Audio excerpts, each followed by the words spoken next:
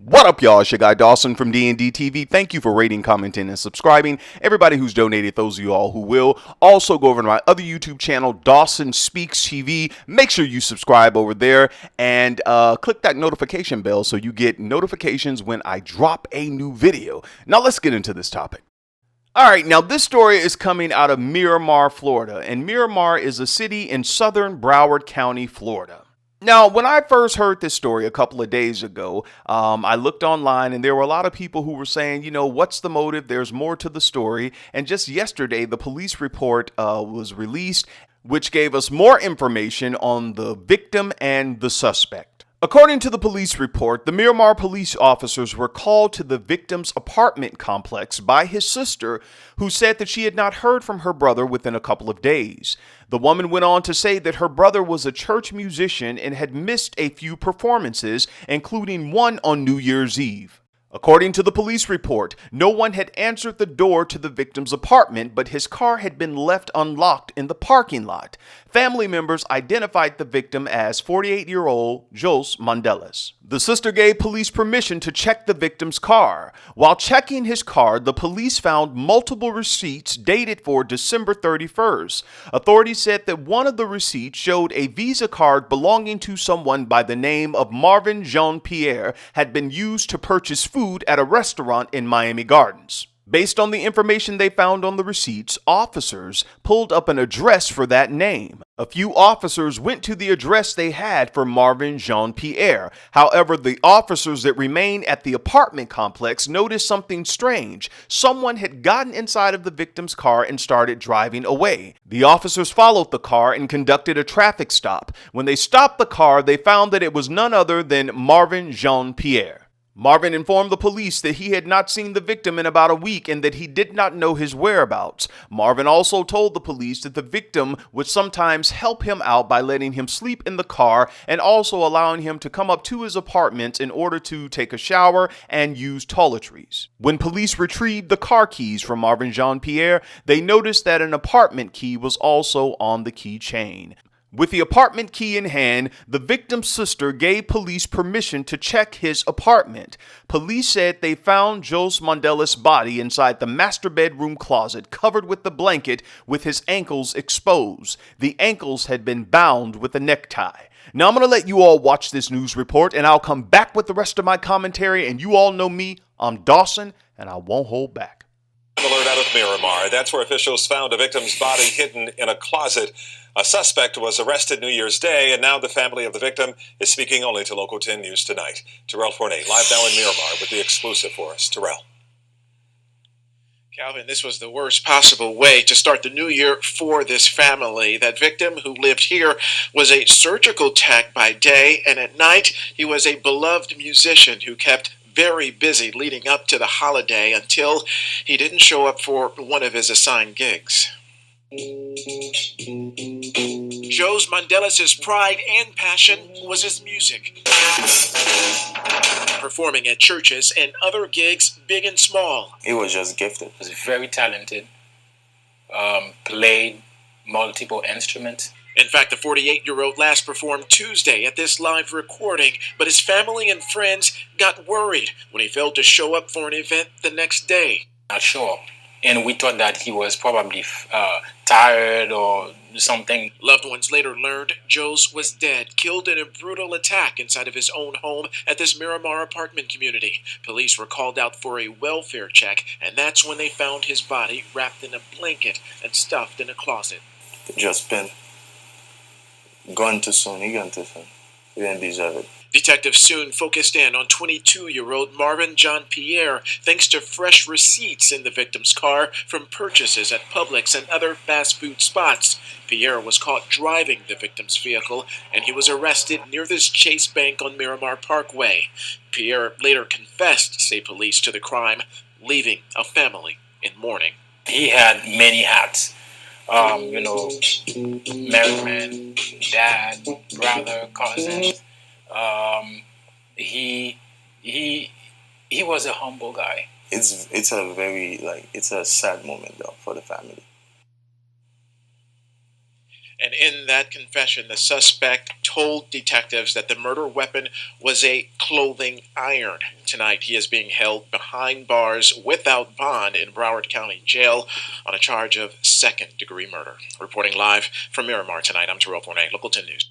Thanks, Terrell Fournette. I'll take it from here. Now, you all heard in the news clip his cousin, Wayne Mondellis, said that Jos wore many hats, that he was a married man, a dad, a brother, a cousin. He was an all-around humble guy. And when I looked on social media, because Jos Mondellis had a very heavy social media presence, a lot of people echoed those sentiments that Wayne spoke of, that he was a great musician.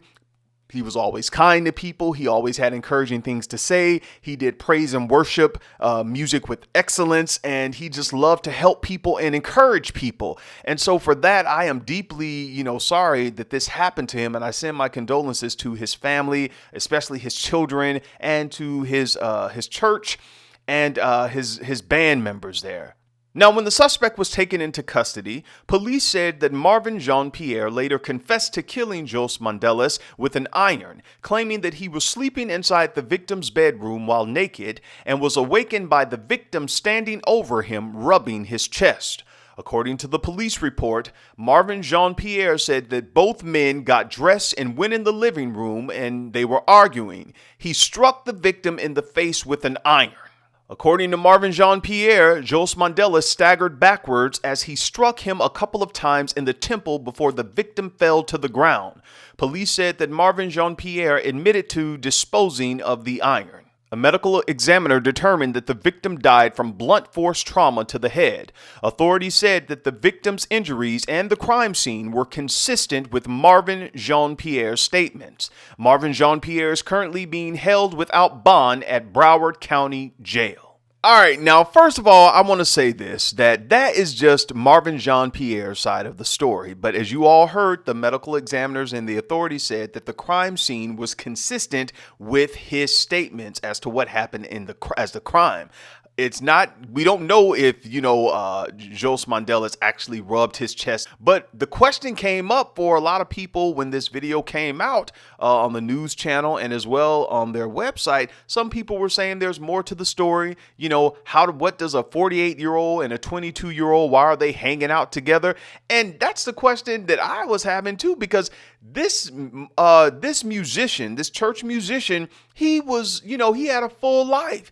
As you heard in the news clip, he was a surgical tech. He worked a 9 to 5, and also, he had rehearsals. He worked in churches. People are still going to churches down here in Florida, even though they tell you to stay home because of the pandemic.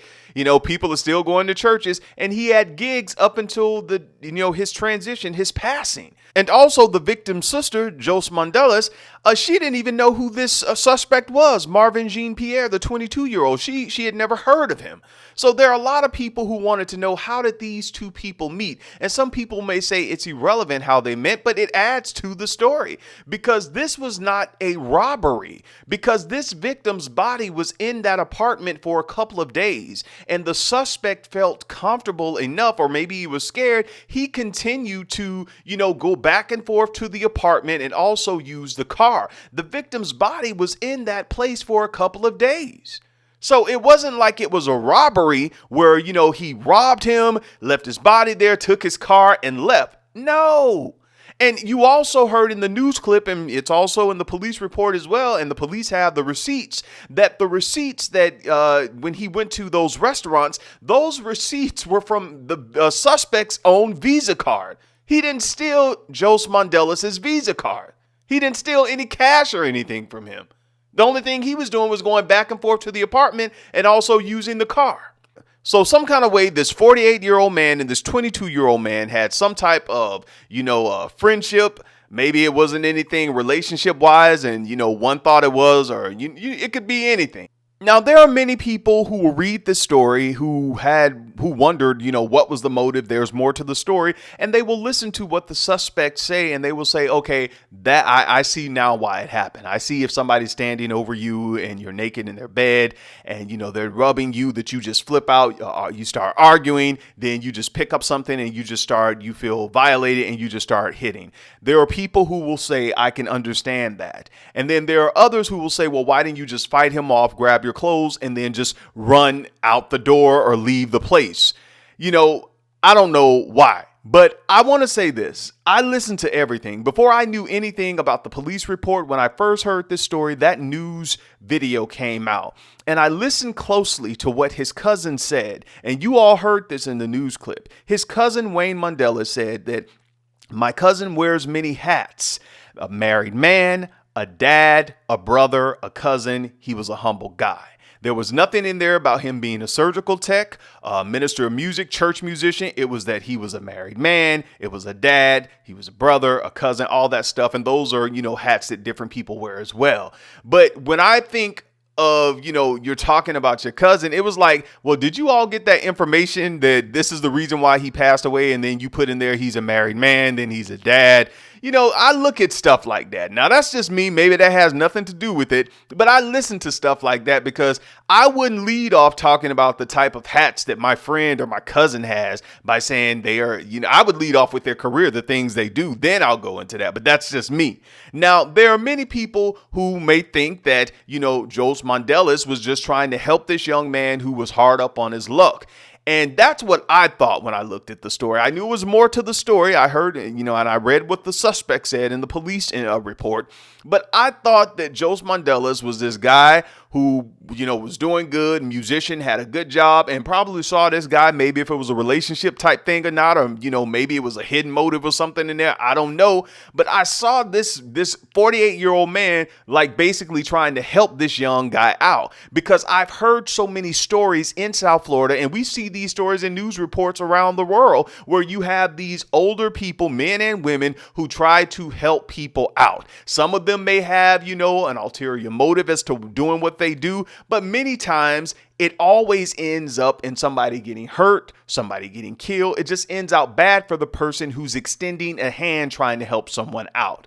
And so if there's anything I could tell all of you who are listening to this show, my subscribers and my viewers, is that you can't help everybody. And I know what the suspect said is that he felt violated because of that. That's his own side of the story. And even we have to look at that, because there are many times, not saying this is actually what happened, even though the suspect said it's what happened. There are some people who may be interested in people who are down on their luck, and you invite them into your life, you invite them into your home, and you may feel a certain way about them and feel that, oh, well, I'm helping you. You got to give me something for letting you stay here, or you got to give me something for helping you out. And the person you're helping is like, I thought you were just helping me to help me. I don't want to give you nothing. I ain't got nothing to give you. I don't see you that way. I'm not that way. And so we have to look at all sides of the stories. And then there are people out there who just have a big open heart and they willing to help anybody that has a problem. And I'm here to tell you all, you can't do that. We are in 2021 and we're going beyond.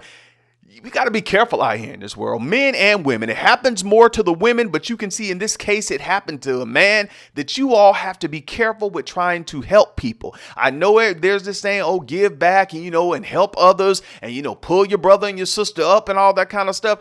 Y'all be careful out there and be honest with yourself, because if you are helping somebody and you have an ulterior motive, or you're doing it because you want something in return, and it may be a sexual favor, and that person does not see you that way, or they're not the same way you are when it comes to, sex wise and stuff like that.